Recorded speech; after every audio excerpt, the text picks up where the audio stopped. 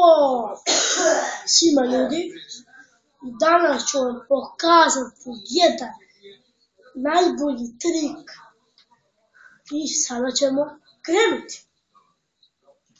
Za ovaj trik će biti potrebno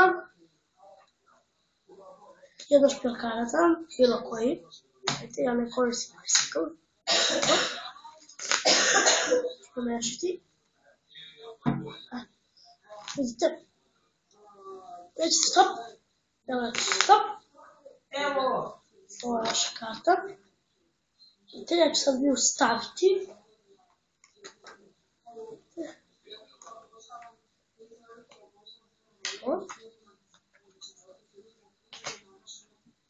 Stavio je. I sad uz pomoć male vrata. To će sad desiti. Loše, izvinite na ovome. Sada ću predstaviti.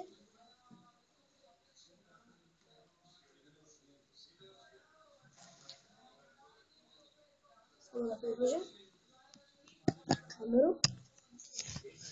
Pogleda, jedna karta se otkrila, ako vidite. A to je vaša karta. Ako jeste, ostavite like, share, subscribe. I htio bi samo nešto da kažem pre kraja klipa, da želim sljedeće nedelje snimiti tutorial ovog klipa na mom kanalu. Ako želite, ostavite like. Nadamo se da hoćete, ako se svida klip. I malo više ako možete preglede i to bi bilo to.